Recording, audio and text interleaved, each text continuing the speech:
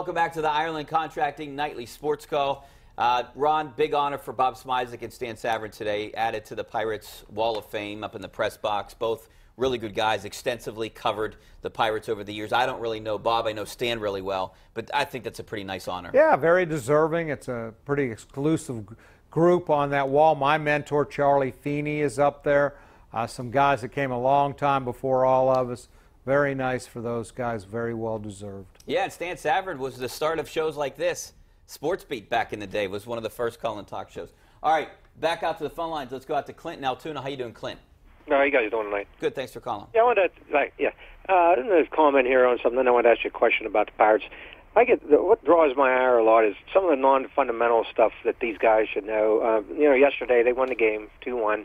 They got a great pitching performance from Musgrove, but you had Polanco in the first inning. I think Almora or somebody was on second, and the next guy got a hit. And these guys, for some reason, all around the league, not just the Pirates, he tries to, be a Roberto Clemente, throw the guy out the plate, and then, there's no chance to get him at home, and then the runner moves up into another base to scoring position, which he shouldn't be, in the first place. And that happens a lot, especially the Pirates. That's just a fundamental gaffe for me. It is not just the Pirates, as you point out. I mean, did you watch that game last night? Yeah, it's everywhere. I mean, the Cubs have first and second, nobody out, with the pitcher up to bunt, and Russell gets picked off at second base by Musgrove. How does that happen? I mean, we see it happen here because we watch the Pirates all the time. Watch all these other teams, and you see the same thing. Yeah, and I want to ask you real quick, are you surprised at Cervelli's offensive output this season so far? Yeah. No.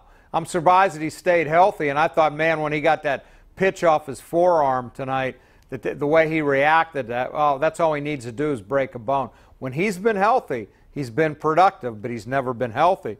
Right now, I think he's been their best player. Yeah, and that's the thing with me. Thanks a lot, Clint. I appreciate it. That's the thing with me. Cervelli has never been healthy. When he was traded from the Yankees, he had some good offensive numbers here, but you couldn't get an entire season. Well, the first year he stayed healthy and he had a really good year. And then last year, not so much. I mean, I hope he stays healthy because I love watching him. I think he's a real clutch hitter, and we saw tonight, second and third, 2 outs, 3-2 pitch, gets a home run, should win the game. And it seems like he's always involved in some kind of minor injury situation where he's hurting his hand or hurting his finger. Well, he takes a beating behind home plate. Yeah, of course. He does. But he's the guy definitely won this lineup, and like we said earlier in the show, plate if the Pirates need a hit for a run. Right now, that's the guy I want. Maybe Corey Dickerson is a close second. Well, Dickerson came up into, the seventh with the bases loaded, 1 out, hit into a double play. Yeah. It happens sometimes. And he popped up yesterday in a big situation, or was it 2 days ago in a big situation? It happens.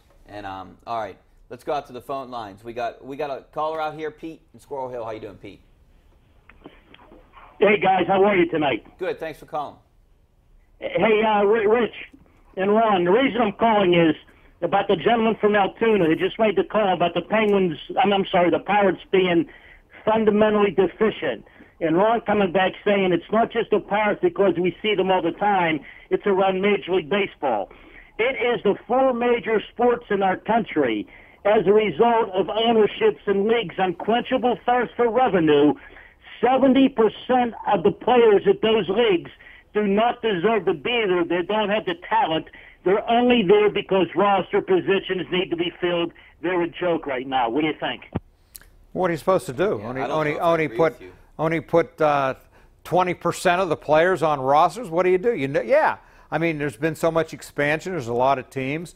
I'm not sure a lot of the guys deserve to be in the big leagues, but they are. I'm just saying that the fundamentals are down everywhere. We concentrate on the Pirates because we see it every day. Yeah, I mean, you could say I mean, when that guy got picked, Addison Russell gets picked off second last night. First and second, no outs with the pitcher bunting. How do you get picked off? Yeah, I mean, Gregory Polanco, he might not have the highest baseball IQ. I don't think he does. He makes questionable decisions all the time, whether it's on the base paths, if it's in right field. Yeah, definitely you can question him, maybe question Marte sometimes on the base paths. And I don't know if this goes back to, do you learn the fundamentals when you're in Little League? Because obviously they might not be taught when you become drafted. You should know them by the time you get to the big league. You should. But Absolutely. That's something that I don't think that they teach in the majors, nor should they.